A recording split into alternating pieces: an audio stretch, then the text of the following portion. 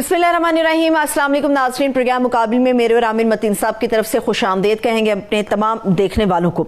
नाज़रीन, कहा जा रहा है हुकूमत की तरफ से जो मौक़िफ़ है पाकिस्तान की मौजूदा सियासी सूरत हाल में, वो ये कहते हैं कि जब तक हुकूमत और अपोजिशन के दरमियान कोई डायलॉग नहीं होगा ये सिस्टम आगे नहीं बढ़ सकेगा। आज राना सनाउल्लाह साहब ने ये मौक़िफ़ अपना पेश किया है, मगर इस सूरत हाल और इन तमाम मामलात के बावजूद भी, इन तमाम बयानबाजियों के बावजूद भी जो मुज़ाकरात की हामी है वो किसी तरफ से हमें भरती हुई नजर नहीं आ रही, सुनने में नजर नहीं आ रही। पाकिस्तान की सियासत में इस वक्त इल्जामात ही इल्जामात हैं, अफरा तफरी बे इंतहा है, मगर हुकूमत सियासी महाज हो या फिर मुआशी महाज हो सब अच्छा की रिपोर्ट दे रही है। सवाल एक ही होगा जिसके गिर्द ये पूरा प्रोग्राम मुकाबिल का पहला हिस्सा जाएगा, वो ये होगा कि अगर हुकूमत के बयानात और हुकूमत की रिपोर्ट्स के मुताबिक सब अच्छा है पाकिस्तान के अंदर, तो फिर यूनान कश्ती हादसे जैसे वाक़यात आखिर क्यों हमारी तारीख में बार बार रूनमा होते हैं। इसके ऊपर हम बात करेंगे। इसके अलावा पाकिस्तान की इकॉनमी से मुतालिक जो खबरें हमारे सुनने में आ रही हैं उसके हिसाब से इकॉनमी के आशारिये बड़े मुस्बत हैं, महंगाई कम हो रही है, स्टॉक मार्केट ऊपर जा रहा है, पाकिस्तान बेहतरी की तरफ गामजन है। लेकिन जो चंद अहम चीज़ें, क्या आम आदमी तक इसके समरात पहुँच रहे हैं, इसका फ़ायदा पहुँच रहा है, क्या आम आदमी या आम पाकिस्तानी जो है वो महंगाई के असरात से बाज रह पा रहा है, क्या पाकिस्तान के अंदर सरमायाकारी बढ़ रही है, क्या लोगों का मौजूदा सिस्टम के ऊपर एतबार बढ़ना शुरू हो गया है, ये तमाम सवालात होंगे जो इकॉनमी से रिलेटेड भी हम आज के प्रोग्राम मुकाबिल में शामिल करेंगे। आमिर साहब, सबसे पहले तो मुझे ये बताइए, ये एक आज पहला वाक़या, कल पहला वाक़या नहीं हुआ यूनान कश्ती हादसे का, हुकूमत कहती है सब अच्छा है, लोग भी ज़िंदगी बेहतर गुजार रहे हैं, तो ये वो कौन से लोग हैं जो अपनी जान देने पर तुले हुए हैं आखिर पाकिस्तान में ज़िंदगी अगर अच्छी जा रही है तो? जी, ये यूनान के साहिलों में जो एक वाक़या हुआ है, ये हादसा हुआ है, इसके अंदर बताया जा रहा है कि 4 पाकिस्तानी इसमें मारे गए हैं और 48 पाकिस्तानियों को बचा लिया गया है, मगर 30-35 जो पाकिस्तानी हैं वो लापता हैं, उनकी लाशें नहीं मिल रही 5 कश्तियों में। सो ये एक तकलीफ दे इसलिए कि ये सिर्फ एक कश्ती के डूब जाने से पाकिस्तानियों की अमवात नहीं है, ये पाकिस्तान के मुआशरे की एक अक्कासी कर रही है कि यहाँ पे क्या हालात चल रहे हैं। कि इनमें तकलीफ दे बात ये है कि ज़्यादातर नौजवान हैं, 25-30 साल के नौजवान थे और चंद जो 3 कम उम्र बच्चे थे 15 से 16 साल के भी थे।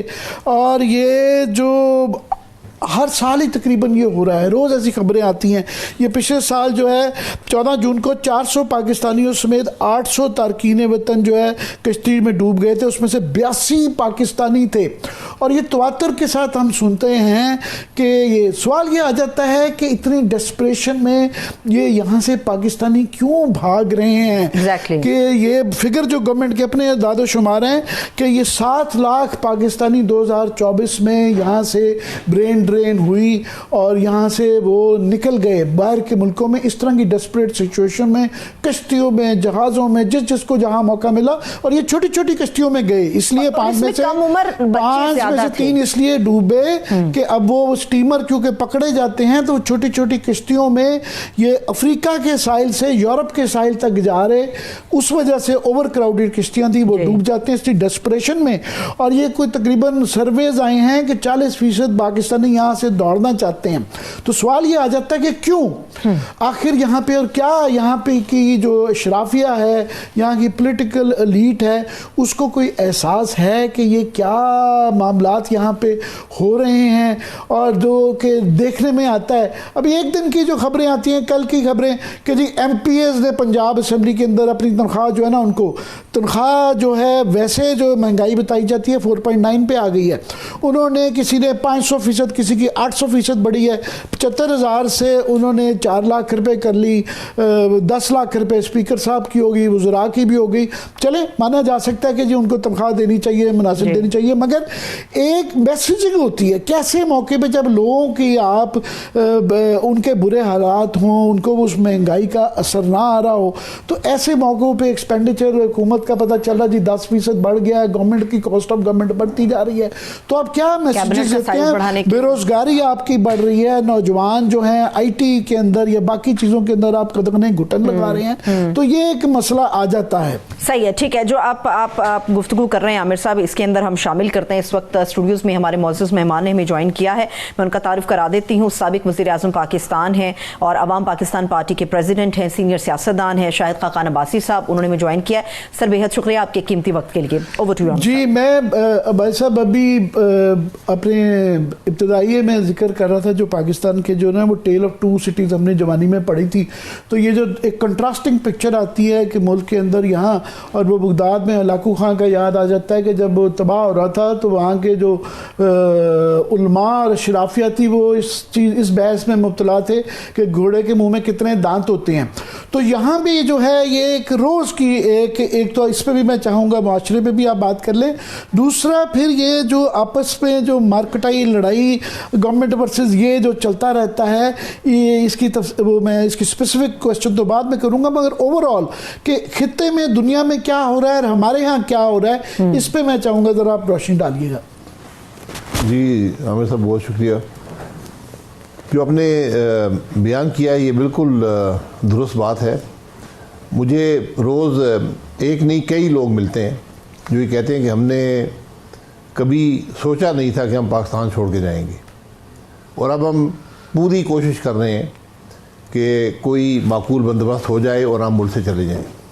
ऐसे लोग भी मिले हैं जो मुल्क से बाहर थे और यहाँ पर आए थे आज से 15-20 साल पहले, और वो कहते हैं कि हमें कभी एहसास नहीं हुआ था, लेकिन आज हम ये समझते हैं कि हमारा फ़ैसला गलत था। ये बहुत तशवीशनाक बात है, बहुत खौफनाक बात है, लेकिन किसी को एहसास नहीं है।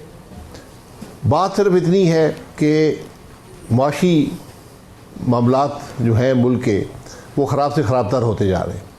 मईशत जब कमज़ोर होगी, रोज़गार के मौके नहीं होंगे, कारोबार के मौके नहीं होंगे, और उससे भी ज़्यादा बढ़कर जो एक एहसास पैदा हो रहा है कि हम आज यहाँ पर हमें आज़ादी नहीं है, हमसे आज़ादी छीनी जा रही है। ये मईशत से ज़्यादा खौफनाक ये बात है।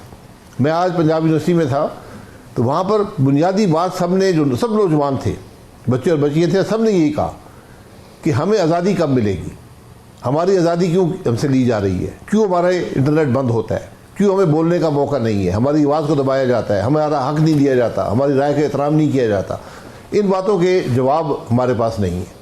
और एक बुनियादी बात है कि जब तक मुल्क में सियासी इस्तेहकाम नहीं होगा, मुल्क में मईशत दुरुस्त नहीं होगी। इस साल मैं बार बार ये कह रहा हूँ, आप जिन लोगों ने नोबेल प्राइज़ जीता है इकोनॉमिक्स में, उनकी बेसिक जो उनकी थीसिस है वो यही है कि जिस मुल्क में रूल ऑफ लॉ नहीं होगा वो मुल्क तरक्की नहीं कर सकेगा।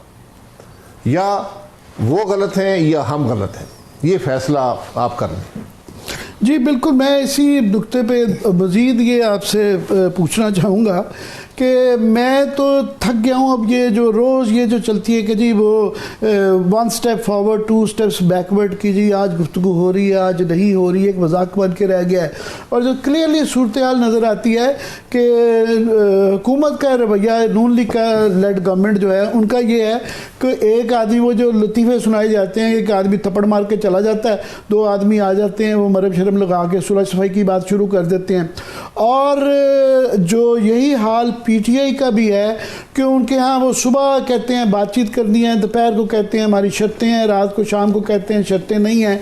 वो क्लियरली नज़र आता है कि उनकी एक जो लीडरशिप है उसके अंदर एक तो वो मुनक़सिम है, दूसरा डिसाइड नहीं कर पाती है, तीसरा ये है कि जिन लोगों ने अवाम की या जो उनको वोट मिला है या नौजवान उनकी तर्जुमानी करनी है, वो घबराते हैं कि हमें कोई, उनको सड़कों पे भेज देते हैं, खुद आने में इंटरेस्ट नहीं आती। फंडामेंटल प्रॉब्लम ये नज़र आती है, मुझे ये नज़र आती है, मैं चाहूँगा आप अपने इस पे अपने व्यूज़ दें कि उस हुकूमत से जिसका इख्तियार जा रहा हो वो गवर्नमेंट जो है, सीधी सी बात है, वो कभी भी उस दरख्त को नहीं काटेगी जिसके ऊपर वो उसकी शाख पे बैठी हुई है। आप क्या समझते हैं? ये आपकी बात बिल्कुल दुरुस्त है कि कोई भी जो उसके वजूद की बुनियाद उसको छेड़ना नहीं चाहेगा, और यहाँ वजूद बड़ा कमज़ोर है और वजूद जो है वो गैर कानूनी भी है। तो अब मसला ये है कि ना अपोजिशन ना हुकूमत वो अपनी बातें कर रहे हैं کہ مجھے اقتدار میں کیسے رہنے دیا جائے گا، مجھے کیا حصہ مل جائے گا اقتدار میں، یا میں کیسے جیل سے باہر آ جاؤں گا، یا کوئی بھی عوام کی بات نہیں کر رہا، کوئی بھی ملک کی بات نہیں کر رہا. تو جب تک یہ اپنی کرسیاں، اپنے عہدے، اپنے معاملات، جو ذاتی معاملات ہیں ایک طرف نہیں رکھیں گے، ان کو حل نہیں ملے گا. لیکن سر عمران خان صاحب یا پی ٹی آئی کا تو یہی موقف ہے کہ ہم اگر کوئی پوزیشن لے رہے ہیں یا کوئی تحریک کے بارے میں بات کرتے ہیں تو بیسکلی تو وہ عوام کے لیے، عوام پاکستان کے لیے، وہ ذاتی حیثیت کے لیے تو نہیں ہے. نہیں، وہ جب یہ بات کرتے ہیں کہ ہمیں جیل سے نکالو پھر بات ہوگی، جب آپ پری کنڈیشنز ڈالتے ہیں تو پھر بات چیت وہیں پہ بات ختم ہو جاتی ہے. آپ جب بیٹھیں گے تو ان سب چیزوں کا حل وہیں سے نکل آئے گا. دوسرا جو مسئلہ یہ ہے، ویسے بھائی صاحب انہوں نے شروع میں وہ بھی کر کے دیکھ لیا، اس دفعہ جو کمیٹی بنائی تھی انہوں نے کہا جی بغیر کنڈیشنز کے ہیں تو بھی کوئی مثبت جواب. دوسرے والے بھی وہ نہ جواب دینا چاہتے ہیں، نہ ان کی اہلیت ہے کہ وہ اس کا کوئی حل نکالے. جی میں یہ کہہ رہا ہوں دونوں طرف سے معاملہ ٹھیک نہیں ہے. جو پی ٹی آئی تھی، میں جب ہم اپوزیشن میں تھے، ان کا یہی مسئلہ تھا کہ وہ بیٹھتے تھے، یہ بات کر لیں جی نیب کے قانون پر، بات کر لیں فیٹف کے بلز پر، دیگر معاملات پہ. جب بات چیت ہو جاتی تھی، طے ہوتا تھا، تو جاتے تھے، ہم خان صاحب کو جا رہے ہیں، واپس آتے تھے، منہ لٹکے ہوتے تھے، کہتے جی وہ تو مان نہیں رہے. تو آج یہی کیفیت پی ٹی آئی کی ہے، اور حکومت بھی مجھے بے اختیار نظر آتی ہے ان معاملات میں، کہ وہ آج خود فیصلہ کرنے کے قابل نہیں ہے. یہ سٹیل میٹ کوئی 2.5-3 سال سے چل رہا ہے کہ یہ بات چیت کا وہ آسان ہو جاتا ہے مورلی لیکچر دینا کہ جی آپس میں بیٹھ کے جس مسئلے کا حل نکالیں. وہ یہ مسئلے کا حل نظر آتا نہیں ہے کہ یہ نظر آئے. تو یہ ان حالات میں یہ سٹیل میٹ اگر چلتی رہی ہے، جس طرح آپ نے کہا کہ اکانومی کا برا حال ہے، معاشرے کا برا حال ہے، بے روزگاری کا برا حال ہے، تو یہ کیا ہم بلیڈ کرتے رہیں گے؟ کدھر جا رہے ہیں؟ نہیں، آپ سڑک پہ جا رہے ہیں. یہ فیصلہ سڑک پہ ہوگا. اگر یہ اس ملک کی پولیٹیکل لیڈرشپ، جوڈیشل لیڈرشپ اور ملٹری لیڈرشپ اس بات کا احساس نہیں کرے گی کہ آج ہم کس نہج پہ کھڑے ہیں، ہمارا نوجوان آج کیا کہہ رہا ہے، ملک کے کیا حالات ہیں، تو کل انتشار ہوگا. اور سڑک پہ جب فیصلہ ہوگا وہ یہ نہیں دیکھیں گے یہ کون ہے، یہ کس ادارے سے ہے، یہ کون سی جماعت سے ہے، وہ یہ نہیں دیکھیں گے. تو اللہ تعالیٰ آپ کو اس معاملے سے بچائے. آج بھی وقت ہے ان معاملات کو طے کریں، اور ایک سیاسی جو لیڈرشپ ہے اس کا تقاضا ہے کہ مل کر بیٹھیں. لیکن عباس صاحب انہوں نے یہ بھی تو کہا ہے کہ اب سڑک پہ آپ نکل کے دوبارہ دیکھ لیں. یہ تو گورنمنٹ نے ان کو پورا کہا ہے کہ آپ آئیں دیکھ لیں دوبارہ. 26 نومبر کے گولیاں جو ہیں یہ کوئی چھوٹی بات نہیں تھی کہ گولی تو چلی، اس میں تو کوئی بحث نہیں ہے کہ اتنا چانس رسک لیا جانا. میں یہ ایک پارٹی کو نہیں کہہ رہا کہ یہ یا وہ، مگر یہ اتنا بڑا چانس لینا سڑک پہ جانے کا، دوسری دفعہ کوئی اس طرح کا رسک لینا بھی کہ سڑک پہ آ کے اور اس طرح کی گولیاں چلنے کے ماحول ہو، یہ تو بہت زیادہ چانس نہیں لیا جا رہا. جی عامر صاحب، جب تنگ آمد بجنگ آمد، میں سیاسی ورکر کی بات صرف نہیں کر رہا.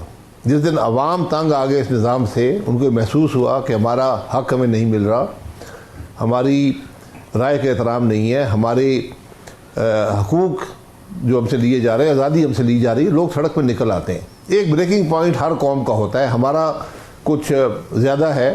آپ دیکھ لیں کیا ہوا بنگلہ دیش کے اندر. تو یہاں بھی، اور اللہ اس معاملے سے بچائے، میں حقیقت سے آپ کو کہہ رہا ہوں، بنگلہ دیش کے اندر وہ سوسائٹی میں اور ملک میں وہ فریکچرز نہیں تھے جو ہمارے تھے. وہاں ایک پولیٹیکل فریکچر تھا. صرف آپ کے فریکچرز ہر قسم کے اور بہت گہرے ہیں. آج بھی وقت ہے کہ ان باتوں کو سمجھیں. اس کی جو آج اس کی نشاندہی کر رہے ہیں، اس کا حال ہی میں چاہوں گا اس کا بھی بیک گراؤنڈ جن کو نہیں پتا، ویسے تو سب کو پتا ہے.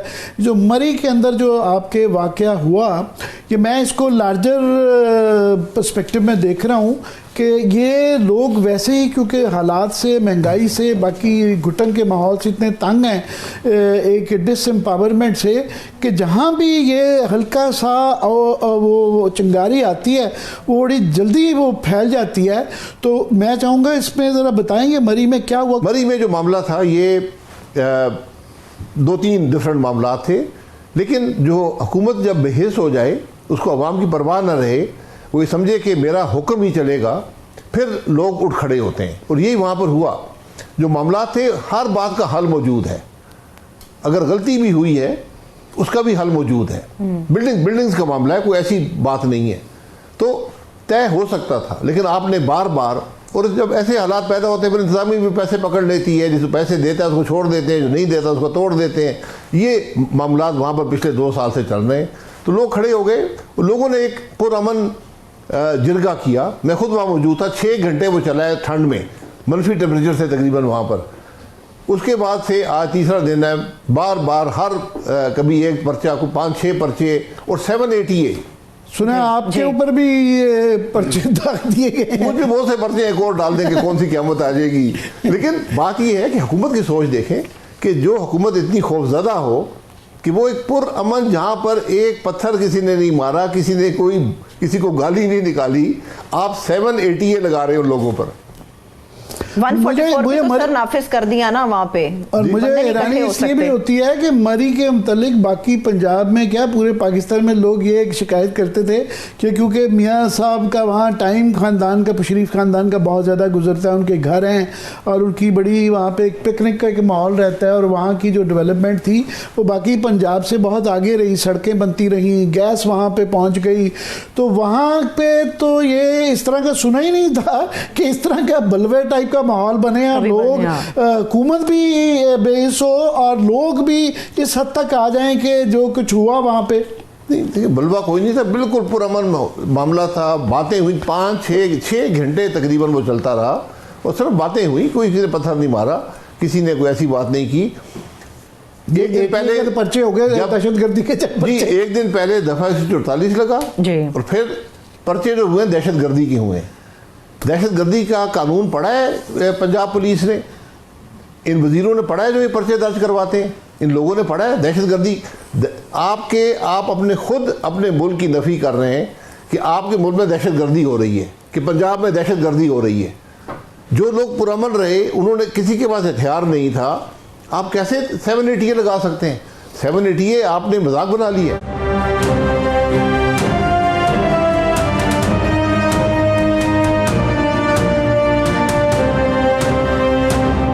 اصل میں اس طرح کا جب واقعہ آتا ہے تو اس پہ غور کرتے ہیں، مگر یہ جو دہشت گردی کے قانون بنائے گئے تھے یہ دہشت گردی کے لیے تھے. یہ ایک پولیٹیکل سپریشن کے لیے، لوگوں کو دبانے کے لیے، لوگوں کو اپنے رائٹس کے لیے لڑنے کے لیے روکنے کا ایک ٹول بن جاتا ہے. تو نہ قانون کی وہ پھر ویلیو رہ جاتی ہے، نہ عدالتوں کی رہتی ہے، اور یہ کافی مہینے سالوں سے سلسلہ جاری ہے. مگر یہ اس طرح کا واقعہ ہوتا ہے تو ایک دم روشنی پڑتی ہے، اس کے اوپر نظر پڑتی ہے کہ جناب یہ تو بہت زیادہ قانون کا مس یوز ہو رہا ہے.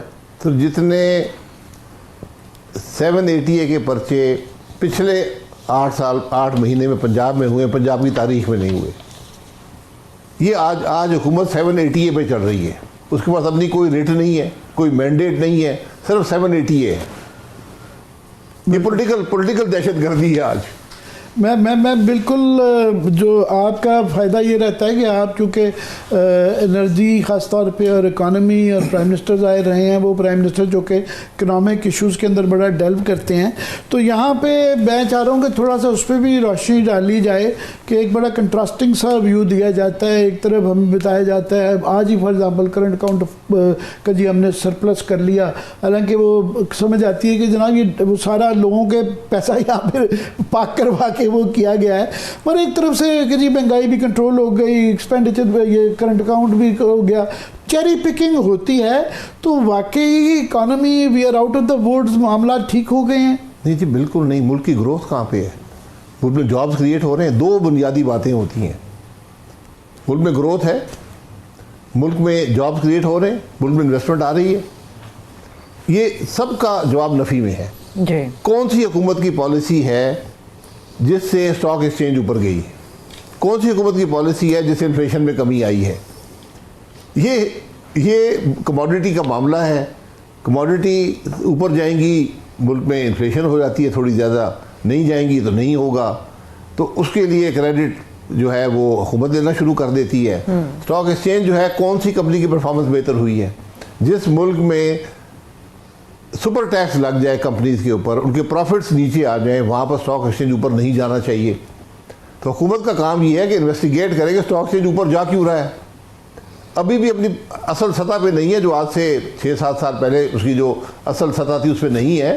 اگر آپ اس کو جو انفلیشن اور اسٹاک سے ویسے ہی وہ بتایا جاتا ہے کہ وہ 15% اوورلی ویلیوڈ ہے اور وہ فٹس اینڈ سٹارٹس میں ایک سٹیپ آگے جا کے بیک اینڈ فورتھ اس طرح سلسلہ چلتا رہتا ہے، مگر جس دن وہ اوپر چلا جاتا ہے اس دن بڑے بڑے اشتہار لگ جاتے ہیں، بڑے بڑے دعوے کیے جاتے ہیں کہ جی وہ دیکھیں یہ سب سے بڑا انڈیکیٹر ہے پاکستان میں اتنا بڑا انڈیکیٹر جس طرح فرما رہے ہیں یہ بالکل نہیں ہے۔ میں صرف ایڈ کر دوں آج کی خبر ہے کہ جو دنیا بھر میں کیونکہ ڈیجیٹل اکانومی کی طرف بڑا زور ہے تو ہمارے ہاں جو ٹیلی کام کے اندر فورن ڈائریکٹ انویسٹمنٹ ہے وہ 20% نیچے گئی ہے، اور آئی ٹی کا جو حال ہے جس کی وجہ سے عام نوجوان جو بیچارے اب سافٹ ویئر ہاؤسنگ کے اندر خود اپنی کما رہے تھے ان کا جو حال ہے یا روز ہو جاتا ہے جی، آج وہ کہتے ہیں جناب ٹیکنیکل وجوہات کی وجہ سے سلو ہے، کبھی کہتے ہیں دہشت گردی کی وجہ سے، سیکورٹی ریزنز ہیں، تو ہم تو اس سے بھی نہیں نکل پاتے۔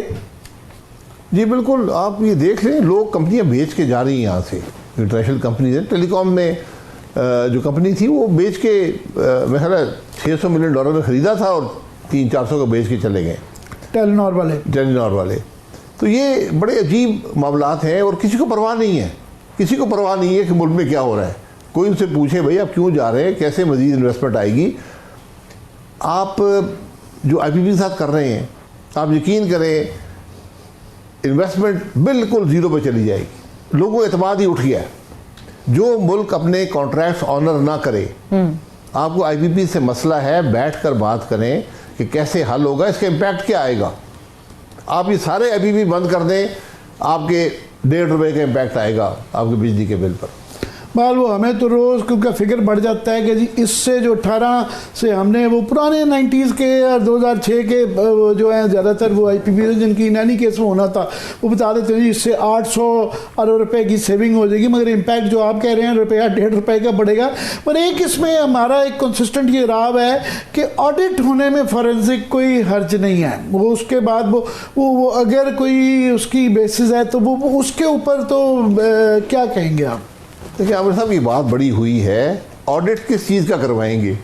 کانٹریکٹ آپ نے دیا ہے، اس میں کوئی تبدیلی نہیں ہوئی، حکومت پاکستان کا کانٹریکٹ ہے۔ نہیں جو کانٹریکٹ کے اندر بھی آڈٹ کروانے میں کیا ہے کہ اس کانٹریکٹ جو بھی کر لیں وہ اکیلا بحث ہے۔ ٹیرف آپ نے دیا ہوا ہے، ٹیرف آپ نے دیا ہے، اس سے زیادہ آپ نے پے نہیں کیا، آڈٹ کیا کرائیں گے؟ یہ بڑی عجیب بات ہے۔ مجھے کوئی سمجھا دے کہ ان لوگوں نے چوری کی کیسے، میں بھی پتہ کرنا چاہتا ہوں۔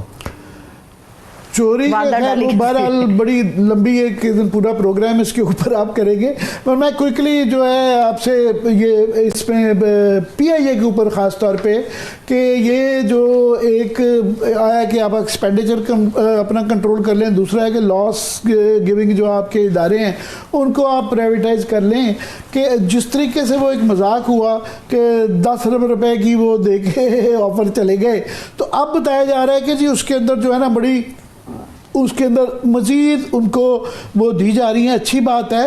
پر اب آپ دیکھتے ہیں کہ یہ امکان ہے کہ ہمیں اس ماحول میں اس کا بہتر بیچ پائیں گے اس کو۔ دیکھیں جو پی آئی اے کا بڈ کا سٹرکچر تھا، جو آپ نے سٹرکچر بنایا تھا، آپ یقین کریں جو اس میں 10 ارب کی بڈ آئی ہے وہ بہت اچھی بڈ تھی۔ میں آپ کو حقیقت بتا رہا ہوں، اور اس کی میں آپ کو یہ دلیل یہ دے دیتا ہوں کہ 6 لوگوں نے بڈ کیا، 6 لوگوں نے اسپیشل انٹرسٹ ڈالا تھا، 5 نے بڈ ہی نہیں کیا، انہوں نے ریجیکٹ کر دیا اس سٹرکچر کو، ایک نے قبول کیا، تو اب وہ 10 ارب دے رہا ہے، آپ کہتے ہیں نہیں 85 ارب دو، اور اب جو سٹرکچر تھا وہ یہ تھا کہ 85 ارب میں سے 15% حکومت رکھے گی، باقی کمپنی میں ڈال دے گی۔ تو یہاں بھی آپ کا کون سا نقصان ہو رہا ہے بھائی؟ آپ اگر اس نے کم بڈ کیا ہے تو کمپنی میں واپس پیسے کم جائیں گے، تو آپ کو کیا فرق پڑتا ہے؟ آپ کا سال کا 60 سے 70 ارب کا نقصان ہے، اس سے آپ بچ جائیں گے۔ تو آپ کہہ رہے ہیں جب مفت بھی دینا پڑے تو جان چھڑا لیں، وہ آپ کا لاس بچ جائے گا۔ جیب سے پیسے دے کر جیب سے 70 ارب آپ ہر سال ڈالیں گے تو کم از کم 10-20 ارب اس کو دے دیں۔ میں ویسے تیار ہوں کہ اگر مجھے کوئی جیب سے پڑھ کے حکومت دے دے، اور جس طرح یہ جس وہ ایک سنگل بڈ تھی ان کا کوئی ایکسپیرینس نہیں تھا ایئر لائن کے اندر، اور وہ جو 10 ارب روپے ابھی بعد میں پتہ چلا کہ ان کے پاس وہ دینے کے لیے گارنٹیز بھی ان کی کوئی اتنی اوتھینٹک نہیں تھی، تو اس صورت میں تو پھر کوئی بھی لے لے گا کہ میں اگر جیب سے ڈال کے دے دیا جائے۔ نہیں سر ضبط کر لیں نا، نہیں دیکھیں آپ $1 ارب کی لائبلٹی جو بائر ہے زیوم کر رہا ہے $1 ارب کی، یہ معمولی رقم نہیں ہے۔ $1 ارب کی میں کب بناؤں گا؟ جو گناہ حکومت نے کیے ہوئے ماضی میں وہ آپ پاس آن کر رہے ہیں جو بائر کو کہ تم جناب یہ پے کرو گے $1 ارب، میں آپ کو گن کے بتا سکتا ہوں۔ تو پھر آپ کیا کرنا چاہتے ہیں؟ تو اس لیے آپ کو آج بغیر پیسے کے بھی ایک اچھے بائر کو اگر آپ دے دیں جو چلا لے تو بہت اچھی بات ہے۔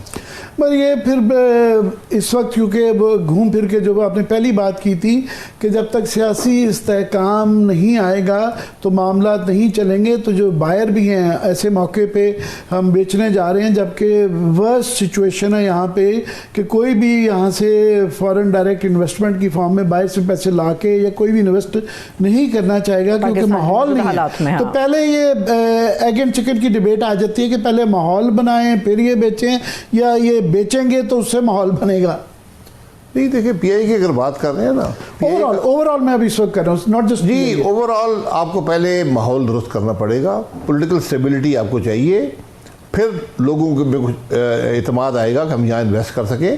دیکھیں سیاسی انتشار رہے گا، میں باہر سے پیسے لاتا ہوں، یہاں پہ ایکسچینج ریٹ بدل جاتا ہے، میرے پیسے تو وہیں ڈوب گئے۔ اب جن لوگوں نے پاکستان میں پراپرٹی میں انویسٹ کیا تھا $100 کے ڈالر پر، آج وہ سب نقصان میں ہیں، اپنا پیسہ بھی ریکور نہیں کر سکتے، حالانکہ قیمتیں دگنی ہو گئی ہیں، لیکن ڈالر جو ہے 3 گنا گر گیا ہے، بڑھ گیا ہے، تو ان کو بیچاروں کو جو اوورسیز آئے تھے سب نقصان میں چلے گئے۔ پر اگر کوئکلی جو ہے آپ سے جو ہے اب آپ کی اپنی پارٹی بھی آپ نے بنائی ہوئی ہے اور آپ بڑے وہاں پہ ایک انفارمڈ ڈبیٹ بھی ہوتی ہے، سو 2 3 4 چیزیں جو آپ کہیں گے فوری طور پہ کرنے کی ضرورت ہے، کیا ہے؟ رول آف لا ہے، رول آف لا، آئین، سب سے پہلے ملک کا نظام آئین پہ لے آئیں، ورنہ آپ کا ملک نہیں چلے گا۔ اور دوسری بات یہ ہے کہ سیاسی انتشار ختم کریں۔ 26ویں آئینی ترمیم کے بعد آپ سمجھتے ہیں کہ یہ رول آف لا سے مستحکم ہوا ہے، ہمارا عدالتی ڈھانچہ مضبوط ہوا ہے اور آئین اور قانون کا لا سے کوئی ماحول بہتر ہو گیا ہے؟ نہیں جی، آپ کا پورا جو سیاسی جو آئینی ڈھانچہ ہے وہی سارا ڈسٹرب ہو گیا، کیونکہ جو ایک پلر تھا اس ڈھانچے کا جو جوڈیشری تھی وہ اب تابع آ گئی ہے ایگزیکٹو اور بائی ایسوسیشن پارلیمان کے، تو وہ کیسے چلے گی؟ اب جج بھی آپ لگائیں گے، ججنگ کی پرفارمنس بھی آپ چیک کریں گے، بینچ بھی آپ بنائیں گے، تقرریاں اور ترقیاں بھی ان کی یہی کریں گے، وہ سب آپ کریں گے تو پھر کیسے ملک چلے گا؟ ابھی آج جو ہے جسٹس مندوخیل صاحب کا انہوں نے کہا ہے جی کہ ڈرافٹ پیش کیا ہے انہوں نے کہ جو کمیٹی ان کو سلیکشن کرے گی منصور علی شاہ کی ریکمنڈیشنز کے ان کا بقول انہوں نے انکارپوریٹ کیا اور ایک بڑا پیمانہ سا بنا دیا ہے۔ تو اس پیمانے کے بعد آپ کا کیا خیال ہے کہ یہ جو ایگزیکٹو کا اس کے اوپر ہولڈ ہے یہ کم ہو جائے گا، اس کے مطابق ہوں گے جج، یا جن کی جس نیت سے یہ بنوایا گیا اس کے مطابق ہی جج لگیں گے؟ کیونکہ اس کے ریپیکشنز ہیں، یہ جج جو ہیں یہ 10 20 30 سال رہیں گے۔ جی نیت بھی کوئی نہیں ہے یہاں پر، ہر جماعت کہے گی یار ایک میرا لگا دو، ایک میں تمہارا لگا دیتا ہوں، اگلی دفعہ تم بن جانا، پھر اب میرا بندہ لگا لو، یہ جج لگا کریں گے۔ ججز آپ نے لگانے ہیں صرف ایک پیمانہ ہے، پارلیمانی کمیٹی بنائیں، پبلکلی ان سے کویسچننگ ہو وہاں پر، جس طرح امریکہ میں ہوتی ہے سینٹ کمیٹی کی، پوری زندگی جج کی پاکستان کے عوام کے سامنے رکھیں، میں دیکھتا ہوں کون جج بننے آتا ہے۔ پھر وہ کئی دفعہ تو پھر وہ جو ہے صرف وہ کمیٹی کی ہیئرنگ نہیں ہوتی، وہ پورے سینٹ کا اگر وہاں پہ پھنس جائے تو پورا ووٹنگ ہوتی ہے۔ جی نہیں آپ یہاں کمیٹی کے سامنے جو سوال کرنا چاہیں پبلک ٹی وی پر لائیو ہو، میں دیکھتا ہوں کون جج بننے آتا ہے، وہ جج ہوگا جو اس پیمانے سے گزر کے آئے گا، وہ جج ہوگا جو اس ملک کے سیاسی جو عدالتی نظام میں اپنا رول ادا کر سکے گا۔ فی الحال تو جو جج امید جو کی جا رہی تھی کہ عدلیہ کی طرف سے مزاحمت ہوگی وہ بھی کوئی ایسی نہیں آ رہی، بڑی خوشی کے ساتھ آئینی بینچ کے جو ہے جج بھی بن رہے ہیں، اور حالانکہ تقرری کے پیمانے بڑے کمزور ہیں، اور وکلاء کی طرف سے بھی جو ہے 26ویں جو یہ سپریم کورٹ بار الیکشن کے جو بار کے الیکشن ہوئے ہیں اس میں وہ گروپ جیتا ہے جو کہ 26ویں آئینی ترمیم کے حق میں ہے، اور ان دا نیم آف آسما جہانگیر جو ہے وہ گروپ کہلاتا ہے۔ تو کیا کرے جب یہ بار اور بینچ بھی ایک طرف ہو سیاسی جماعتوں کی میجورٹی جنہوں نے 26ویں ترمیم پاس کی ہے وہ بھی اس کے حق میں ہوں، تو پھر آپ اور میں تو کیا میٹر کریں گے؟ کسی دن تو میٹر کریں گے نا، آج نہیں کر رہے۔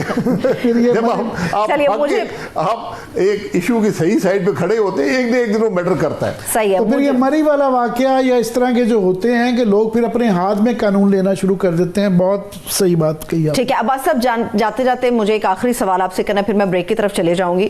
آپ سابق وزیر اعظم بھی رہے ہیں پاکستان کے، اور آپ انٹرنیشنلی بھی معاملات کو دیکھتے رہے ہیں۔ مجھے یہ بتائیے گا کہ ہمارے خطے میں بہت بڑی تبدیلیاں آ رہی ہیں عالمی سطح پر، پاکستان کا جو رویہ ہے، موجودہ رویہ ہے، وہ کتنا سنجیدہ آپ دیکھتے ہیں انٹرنیشنل ایشوز کو لے کے؟ دیکھیں، جو کچھ آپ اپنے ملک میں کرتے ہیں پوری دنیا دیکھتی ہے۔ اگر آپ اپنے ملک میں وہ عمل کریں گے جو غیر جمہوری ہیں، جو غیر آئینی ہیں، جہاں پر اگر آپ اپنے ملک کے عوام کے حقوق ضبط کریں گے، ان پر پابندیاں لگائیں گے، تو دنیا آپ کا احترام نہیں کرے گی۔ ہمیں شاید اس بات کا احساس نہیں ہے۔ آج وہ ملک جو ترقی کر چکے ہیں وہ بھی ریفارمز کی بات کر رہے ہیں۔ صحیح۔ ایک ملک ہے دنیا میں ریفارمز کی بات نہیں کرتا، وہ پاکستان ہے۔ وہ پاکستان ہے۔ ہم وہی نظام، پرانے نظام لے کر ملک کو چلانا چاہتے ہیں۔ چلیے ابھی میں بریک کی طرف جا رہی ہوں۔ بہت شکریہ شاہد خاقان عباسی صاحب ہمارے ساتھ موجود ہیں۔ عامر صاحب ابھی ایک بریک لیتے ہیں، بریک سے واپس آئیں گے تو پاکستان کی اکانومی کے اوپر تفصیل سے بات کریں گے۔ Stay with us.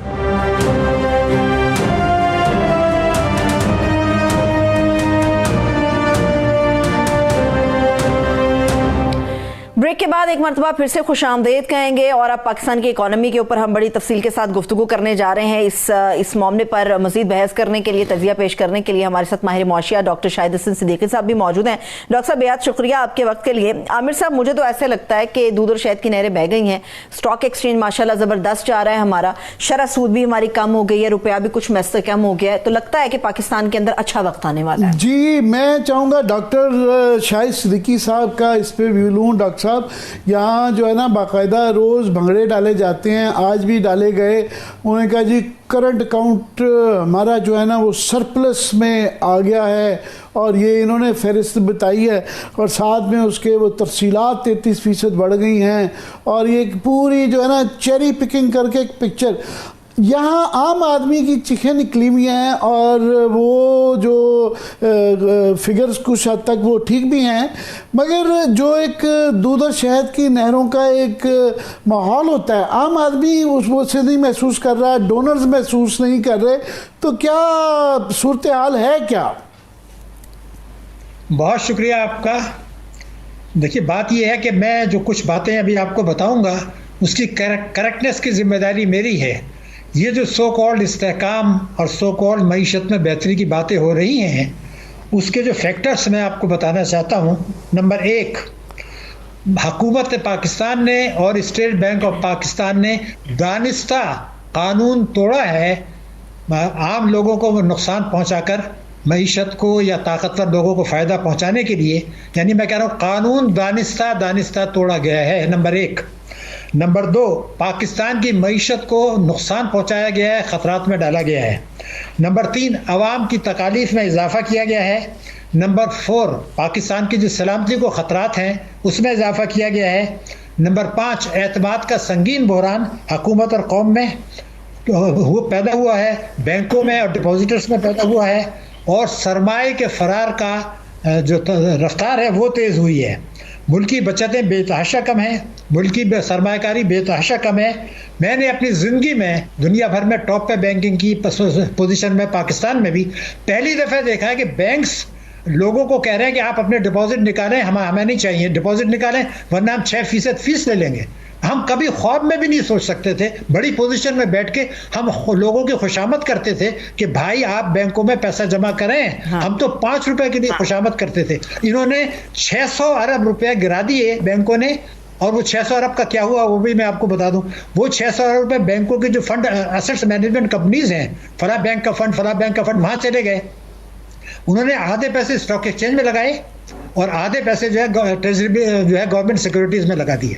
ایک اور آپ کو بات بتاؤں تو آپ حیران ہوں گے، ذمہ داری میری ہے۔ بینکوں، نان بینکنگ فائنینشیل انسٹیٹیوشنز کو بینکوں نے 1000 ارب روپے کا قرضہ سستی شرح سود پہ دیا، سستی شرح سود پر 1000 ارب کا۔ انہوں نے 1000 ارب کا ट्रेजरी बिल में लगाया ज़्यादा शरह सूद पर हुकूमत, और बीच में अरबों रुपए का मुनाफा कमा लिया।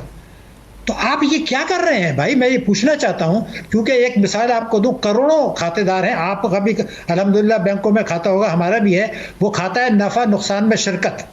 अगर मैं आपके नाज़रीन को ये बताऊं तो उनकी भी कोई जिम्मेदारी है कि करोड़ों लोगों को जून 2024 में, वो लंबी बात नहीं कर रहा, जून 2024 में बचत खातेदारों पर तमाम बैंकों ने 20.5% सालाना मुनाफा दिया था, 20.5%, करोड़ों लोगों को।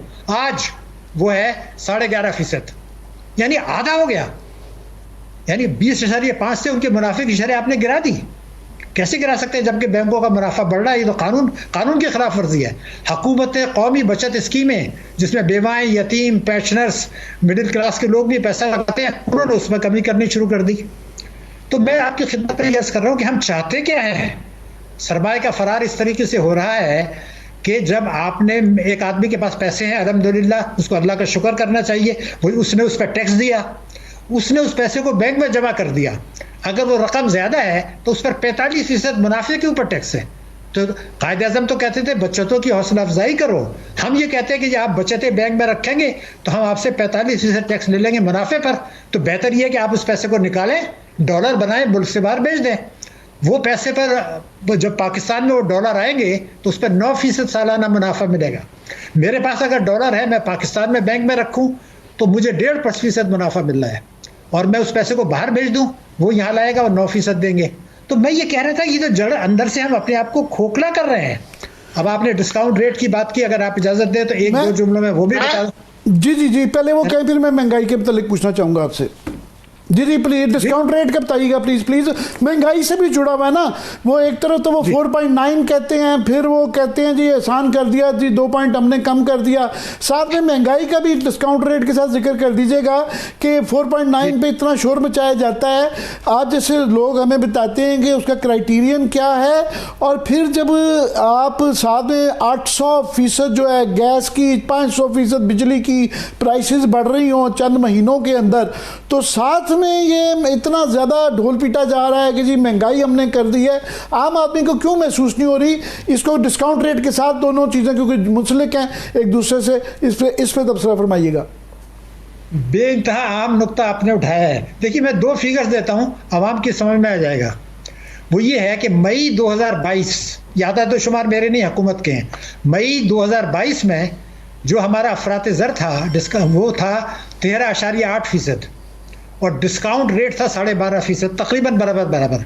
अब महंगाई जो है 13.8 से 4.9 पर आ गई, यानी 1/3 रह गई, 1/3 कमी हो, 2/3 कमी हुई, 1/3 रह गई। 13.8 से 4.9, डिस्काउंट रेट 12.5 से 13 हो गया गिरने के बाद। ये क्या है? कहीं कोई स्ट्रक्चरल खराबी आप कर रहे हैं, लीपा पोती कर रहे हैं, तो ये रिवर्स गियर क्यों लग रहा है? फिर आपने जैसे बताया कि आपने हमें देखा कि बिजली के नर्ख बढ़े, गैस के नर्ख बढ़े, पेट्रोल के नर्ख बढ़े, तरक्याती अखराजात में ज़बरदस्त कटौती हुई, तालीम का बजट कम है, सेहत का बजट कम है, टैक्सों की वसूली हदफ से कम है, हुकूमत ने मान लिया है, और उसमें मिनी बजट की बातें हो रही हैं। IMF उस पर बहुत नाराज़ है। 660 अरब रुपया एक साल में हमने देखा कि पावर सेक्टर के नुकसानात दिखा दिए। बचतें हमारी जो है ना तकरीबन 10,000 अरब रुपया सालाना कम है, और मुल्क की सरमायाकारी 12,000 अरब रुपया सालाना कम है। वज़ीर आज़म साहब खुद फरमाते हैं कि टैक्सों की वसूली इस तादाद से FDR की 15,000 अरब रुपया कम है। ये मेरी फिगर तो नहीं है। 6,000 अरब रुपया जो है उन्होंने पब्लिक सेक्टर एंटरप्राइज ने 10 साल में नुकसान पहुँचा दिया। तो आपकी ये सारे आदाद शुमार कहाँ बेहतरी की तरफ इशारा कर रहे हैं? ये तो लीपा पोती है, और ये मकसद सिर्फ ये है, खुदा ना खास्ता कभी किसी को एहसास है कि दुनिया में जो तब्दीलियाँ आ रही हैं। देखिए, रूस यूक्रेन की जंग आप देख लीजिए, मशरिकी वस्ता में क्या सूरत हाल संगीन है, और ग्रेटर इसराइल का जो नक्शा है उसमें रंग भरा जा रहा है, हमें भी नजर आ रहा है, आपको भी नजर आ रहा है। उधर ट्रंप साहब ने धमकी दे दी है ब्रिक्स को भी, जिसमें रूस और चीन भी शामिल है, भारत भी शामिल है, कि आप हमारी डॉलर की करेंसी को गिराने की कोशिश ना करें। जाहिर है वो उसका झटका देंगे, तो जब वो चीन को कंटेन करेगा तो CPEC का झटका हमारे ऊपर आएगा, अमेरिका हमारे ऊपर, ये हमारे पास सस्टेन करने का किसी किस्म के ये आलमी झटके को सकत नहीं है। और हमने जो आप जैसे उस्ताद से सीखा है कि एक पैमाने پیمانہ جو سب سے بڑا ہے، یہ سٹاکس وغیرہ اور یہ ہمارے یہاں اوپر نیچے جاتے رہتے ہیں، یہ اتنا بڑا پیمانہ نہیں. بنیادی پیمانہ آپ کا وہ آپ کی گروتھ سیکٹر ہے. مینوفیکچرنگ کے گورنمنٹ کے اپنے اعداد و شمار ہیں کہ 0.8 منفی جو ہے لارج اسکیل مینوفیکچرنگ کا فگر آیا ہے. میرے سامنے آج کے فگرز پڑے ہوئے ہیں کہ 4 ماہ میں 4 بڑی صنعتوں کی پیداوار 0.65 مائنس جو ہے پچھلے 4 ماہ کے اندر رہی ہے. اس کے بعد جو ایگریکلچر ہے، کپاس 33% کم ہو گئی ہے، گندم کے بھی کچھ اتنے اچھے فگرز نہیں آ رہے. تو زراعت بھی نیچے جا رہی ہے، ایل ایس ایم بھی نیچے جا رہی ہے، ایکسپورٹس بھی نیچے جا رہی ہیں. تو پھر یہ دعوے اس کی تک سمجھ نہیں آتی کہ اتنے بڑے دعوے کیوں کیے جا رہے ہیں. دیکھیے گزارش یہ ہے کہ ابھی آپ نے ایک بہت بڑا اہم نقطہ اٹھا دیا ہے لارج اسکیل مینوفیکچرنگ کا. میں آپ کو ایک اور بات بتاؤں، چونکہ آپ نے ڈسکاؤنٹ ریٹ پہ بات شروع کی تھی. بھارت میں اس وقت ڈسکاؤنٹ ریٹ جو ہے شرح سود وہ 6.5 ہے، ملائیشیا میں 3 ہے.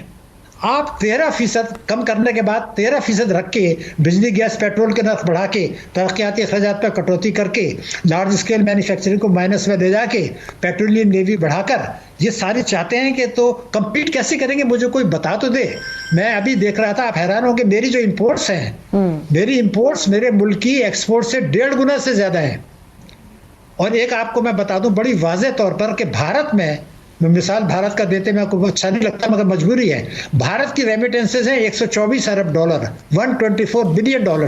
ان کی ایکسپورٹ ہے $777 ارب، یعنی ریمیٹنسز سے ان کی برآمدات 6 گنا ہے. برآمدات 6 گنا ہے. یہ ترقی ہوتی ہے. ہماری برآمدات کم ہیں، ریمیٹنسز زیادہ ہیں. آپ 5 مہینے کی گورنمنٹ کی فگر دیکھ لیجئے. یہ اندر سے کھوکھلا کر رہے ہیں اس کو. میری گزارش یہ ہے جو آپ بات کر رہے ہیں وہ صحیح ہے.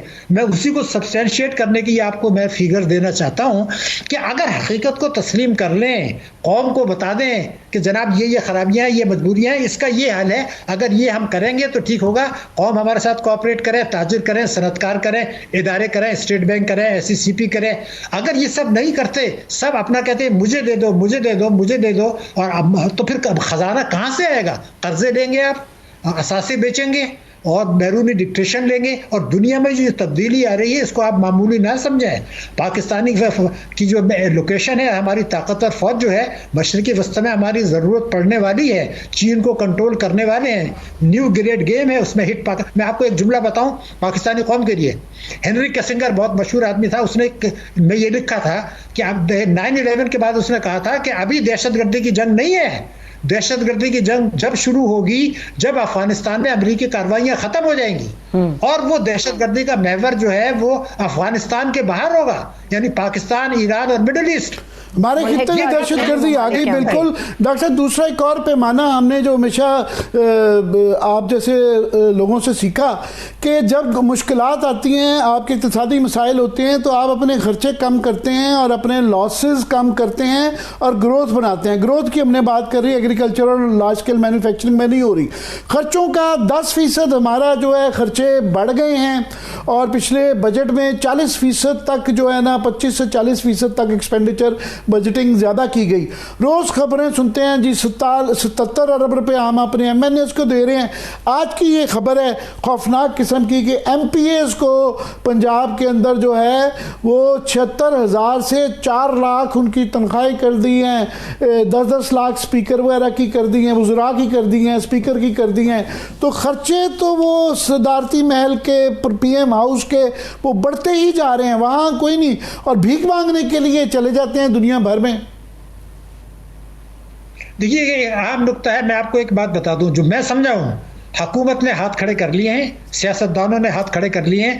وہ یہ سمجھتے ہیں کہ اگر اس ملک کو چلانا ہے تو ہمیں باہر سے قرضے لینے ہیں، باہر سے قرضوں کی ری شیڈولنگ کرانی ہے، اور اس طریقے سے گزارا کریں اور اپنے اثاثے اور اپنی فیملی کے ممبرز باہر رکھیں. جب تک گاڑی چلتی ہے چلتی جائے گی.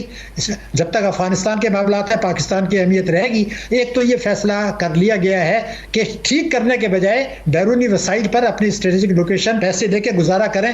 کوئی ارادہ نہیں ہے کمی کرنے کا. لیکن ایک بات میں آپ کو بتاؤں کہ ہم ویسے الحمدللہ مسلمان ہیں، میرا تو یہ شعبہ ہے اسلامک بینکنگ. جو انہوں نے 26ویں ترمیم میں یہ تھا کہ ربا یعنی بریکٹ میں سود کا خاتمہ کر دیا جائے. یہ 38F پہلے سے تھا, اس کی ڈیٹ دے دی گئی تھی. یہ تو 73 کے آئین میں بھی تھا. لیکن اب جب یہ مسودہ فائنل بنا تو سود کا لفظ کاٹ دیا. اور وہ اس کا مطلب یہ کہ اب کورٹ میں جھگڑا چلتا رہے گا کہ جی سود تو حرام ہے کہ نہیں. ربا کو تو قرآن نے حرام قرار دیا ہے. اب علماء اس پہ خوشیاں منا رہے ہیں, حالانکہ ان کو پتہ ہے کہ سود کا لفظ نکالا گیا ہے. اور یہ متوازی نظام جو اس پہ چل رہا ہے تمام علماء کو پتہ ہے. اور میں chairman research institute of Islamic banking کی حیثیت سے ریکارڈ پہ کہہ رہا ہوں, تمام علماء کو پتہ ہے کہ یہ غیر اسلامی ہے, یہ شریعت کے خلاف ہے, اسلام کے خلاف ہے, مگر وہ اس کی سپورٹ کر رہے ہیں. دوسرا میں بالکل ڈاکٹر صاحب میں کیونکہ محدود وقت ہے تو میں چاہ رہا ہوں سارے دوسرا جو ہے, ایک میں نے کہا خرچے کم کرنے ہوتے ہیں کہ اپنے لاسز کم کرنے ہیں, جو خاص طور پہ یہ وائٹ ایلیفنٹس جو ہم نے نقصان والے ادارے پبلک سیکٹر کے اندر ہیں. پی آئی اے کی جو جس طریقے سے پرائیویٹائزیشن کی اور پھر مذاق بنایا گیا جی 10 ارب روپے انہوں نے آفر کر دیے, اب وہ جو ہے نا اس کو ٹیکا لگایا جا رہا ہے. پی آئی کو بتایا جا رہا ہے کہ جی یہ بھی اس کے اندر سے کنسیشن دیں گے, یہ بھی کنسیشن دیں گے. تو یہ جس طریقے سے کیا جاتا ہے پرائیویٹائز, آپ کہہ رہے ہیں کہ جی وہ باہر کے لوگوں کو اپنی یہ سلور بیچنے کے لیے, کوئی سلور ہماری تانبے کے بھاؤ بھی لینے کے لیے تیار نہیں ہے. یہ دیکھیے گزارش یہ ہے کہ یہ ایسٹ انڈیا کمپنی کا دور ایک نئی شکل میں واپس لانے کی تیاری ہو رہی ہے. یعنی اس کو آپ کہتے ہیں کہ نوآبادیاتی نظام کی ایک نئی شکل میں واپسی. ابھی آپ نے جو نقطہ اٹھایا, دیکھیے پی آئی اے جب اس کے کئی سو ارب روپے کے اثاثے جو خراب ہیں, آپ پرائیویٹائز کرنے سے پہلے وہ حکومت کو آپ نے ٹرانسفر کر دیے ہیں, اور آپ کو یورپین یونین نے اب اجازت دے دیا کہ آپ وہاں فلائٹس کر سکتے ہیں, جو کہ غلام سرور نے جو ہے وہ غیر ذمہ دارانہ بیان دے کے کئی سو ارب کا نقصان پہنچایا. اب وہ ریزیوم ہو گئی ہے. تو جب آپ نے کئی سو ارب کے اثاثے الگ کر دیے, آپ کی 25 کروڑ کی آبادی میں ڈومیسٹک بزنس ہے, سمندر بار پاکستانی آتے ہیں, ہم لوگ باہر جاتے ہیں, عمرہ ہے, حج ہے, میں گارنٹی کر رہا ہوں کہ آج بھی حکومت کے شعبے میں یہ منافع میں آ سکتا ہے. اور تو یہ قومی المیہ ہوگا کہ اس ادارے کو بیچا جائے, اس لیے کہ آپ بیرونی دباؤ تو ہے آپ کے اوپر, وہ تو اس لیے ہے کہ وہ نوآبادیاتی نظام کی نئی شکل میں واپسی چاہتے ہیں. اب کسی ملک پہ قبضہ نہیں کیا جاتا, اس کی معیشت پہ قبضہ کیا جاتا ہے. ہمیں بحیثیت جوہری طاقت پاکستان کے ذمہ داری ہے کہ اپنے اثاثوں کا تحفظ کریں, اور اگر کچھ بیچنا بھی ہے تو صرف پاکستانیوں کو دیں, ہم غیر ملکیوں کو دیں. ڈاکٹر صاحب لاسٹلی کیونکہ ابھی جو ہے نا معیشت کی باتیں وہ پبلک ریلیشنز پہ آ گئی ہے, وہ ایک بالکل بڑے بڑے دعوے کر دیے جاتے ہیں, پریس کانفرنس کی جاتی ہے, اخبارات میں اشتہارات, اتنا کمائی نہیں ہوتی جتنے کہ اشتہاروں کے ذریعے یہ تاثر دیا جاتا ہے کہ ملک میں ترقی ہے, اور عام آدمی اس سے کئی دفعہ بیوقوف بن بھی جاتا ہے. مگر آپ جیسے لوگ تو کم از کم ہمارا بھی فرض بنتا ہے تھوڑا سا لوگوں کو حقیقت بتائیں. اب یہ جو ایک تاثر دیا جاتا ہے کہ مریم بی بی بڑی اچھی بات ہے, چلیں چین میں گئیں کہ جی وہاں سے اب چینی ٹیکنالوجی آ جائے گی اور اس کے ذریعے جو ہے سارے ملک کے مسائل پنجاب کے خاص طور پہ حل ہو جائیں گے. دوسری طرف وہ ہم دیکھتے ہیں کہ آئی ایم ایف والوں کے ساتھ وعدے کیے ہوئے ہیں انہوں نے کہ جی ہم صوبوں سے 1200 ارب سے زیادہ جو ہے کا سرپلس دیں گے, اور پھر شعبدہ بازی سے پہلے 160 ارب کا پنجاب کا خسارہ تھا, ایک راتوں رات وہ 40 ارب کا سرپلس بن گیا. اور پھر روز اسکیمیں اناؤنس کی جاتی ہیں کہ جی فلانا کارڈ, اور وہ بی آئی ایس پی سے باہر ہے. بی آئی ایس پی بہرحال ایک اوتھینٹک ہماری لسٹیں بن گئی ہوئی ہیں, باقی اتنی معتبر لسٹیں نہیں ہیں. تو یہ جو ایک شعبدہ بازی اس کے متعلق کیا کہیں گے؟ دیکھیے میں آپ سے یہ عرض کروں کہ آپ کو یاد ہوگا کہ ڈار صاحب کے زمانے میں انہوں نے کئی برسوں تک 2013 سے 2018 تک ڈالر کو مصنوعی طور پر اوپر ویلیو رکھا تھا, جو بعد میں خود ان کی پارٹی نے تسلیم کیا وہ غلطی تھی, جس کی وجہ سے آپ کی برآمدات افیکٹ ہوئی. لیکن اس وقت آئی ایم ایف آپ کی تعریف کر رہا تھا کہ جی زبردست کارنامہ, میں نے ان کی رپورٹیں دیکھی ہیں, وہ کہتے ہیں پاکستان کی زبردست پرفارمنس ہے, انہوں نے ہماری معیشت کا بیڑا غرق کر دیا مل کے. آج اس کو دوسرے طریقے سے کبھی اسٹاک ایکسچینج میں کبھی ادھر یہ لیپا پوتی وہ کرا رہے ہیں, کیونکہ اندر سے آپ کی معیشت کو کھوکھلا کر رہے ہیں. تو وہی کھیل جو 2013 سے 2018 میں ہوا تھا, ڈالر کو مصنوعی طور پر اوپر رکھ کے, اور اس کے بعد آپ نے دیکھا وہ جھٹکا آج تک نہیں سنبھلا, اور اس کی آڑ میں ہم نے ایک سال میں 22 ارب ڈالر کی امپورٹس بڑھا دی 2022 میں, وہ جھٹکا آج تک نہیں سنبھلا. تو ہمارے گرد یہ گھیرا تنگ کیا جا رہا ہے. اسلامی جمہوریہ پاکستان اسٹریٹجک لوکیشن, جوہری قوت, 25 کروڑ عوام میں اسلام کا جذبہ, خیرات زکوٰۃ دینے کا قبضہ, یہ چیزیں ہمارے جو پلس پوائنٹس ہیں اس کو کمزور کرنے کی سازشیں ہو رہی ہیں. اور اگر ہم اقتدار اور پیسے کی خاطر ان چیزوں کو نظر انداز کرتے رہے کہ میں تو اقتدار کر رہا ہوں, میں تو اپنا پیسہ باہر بھیج رہا ہوں, تو خطرات بڑھیں گے. تو اس لیے عوام کو بتانا بہت ضروری ہے. بہت شکریہ ڈاکٹر صاحب آپ کا. میں صرف ایڈ کر دوں کہ یہ جو آئی ایم ایف کا, آئی پی پیز کا, جب یہاں پہ بالکل ہمارا ستیہ ناش کیا گیا اکانومیز کا, اور اتنے بے دریغ طریقے سے ان کو کانٹریکٹ دیے جس کو اب تک ہم بھگت رہے ہیں کہ بجلی ملتی بھی نہیں ہے, اس کے باوجود جو ہے کیپیسٹی پیمنٹ دینی پڑتی ہے. تو ہماری تاریخ کے اندر ورلڈ بینک اور انہوں نے کہا جی یہ زبردست پالیسی ہے, تو اس کے نتیجے بھگت رہے ہیں. تو بہت بہت شکریہ آپ کا. تھینک یو سو مچ, بہت شکریہ. ڈاکٹر شاہد حسن صدیقی صاحب ہمارے ساتھ موجود تھے. عامر صاحب آپ کا بھی شکریہ. اجازت دیجیے, اپنا بہت سا خیال رکھیے. خدا حافظ.